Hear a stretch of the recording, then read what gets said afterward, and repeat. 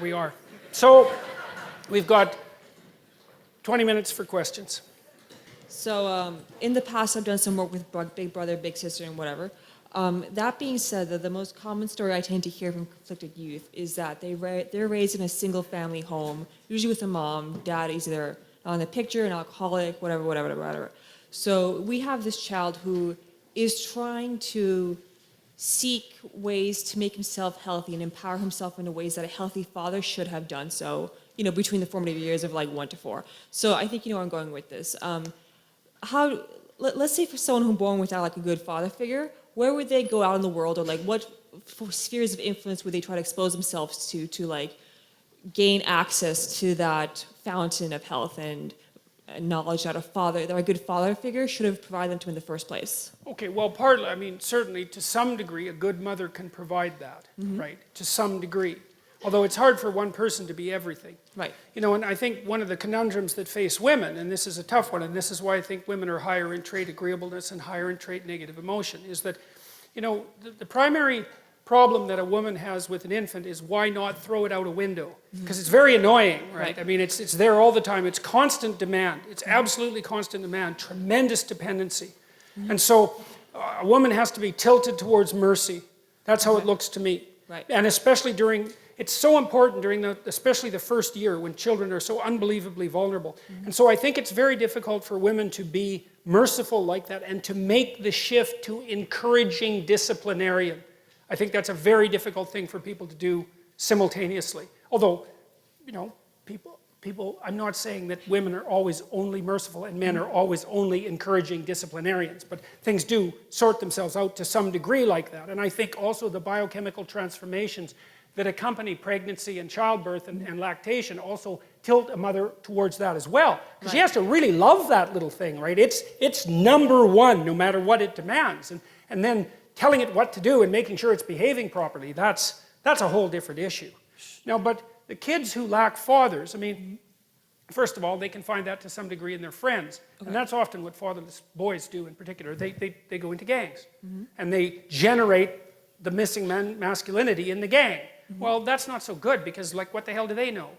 Yeah. They don't know anything, right? They're just stupid kids, and they're like 15 years old, and their testosterone is pumping, and they're trying to get the hell away from their mother, which is what they're supposed to do.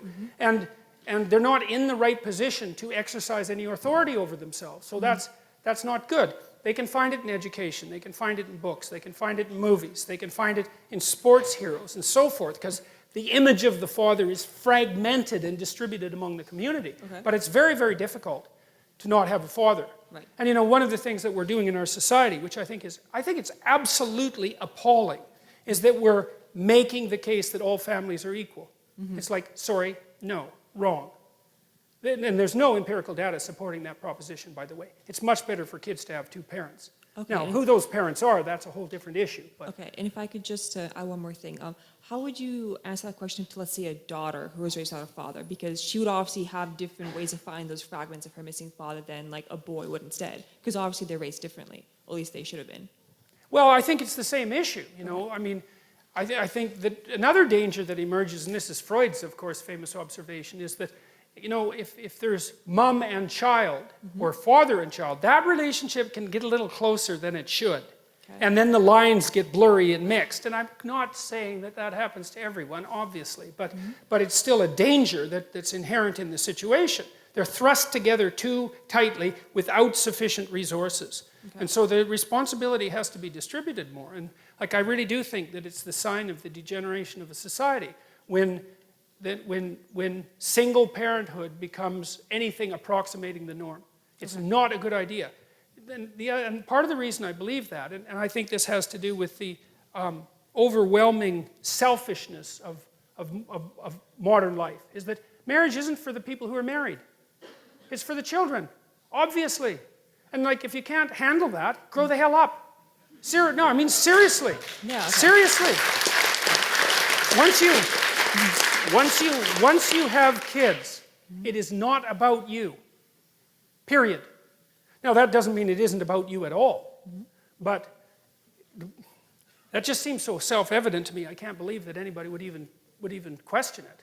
Oh, it's been So- questioned. Oh, quite. yes, It's well, I'm horrible. certainly aware of that, yes. It's questioned. It's almost illegal to question it now, you know, or illegal to make the set of propositions that I'm making. So that's the best I can do with Yeah, that. no, that's excellent. Thank you. Okay.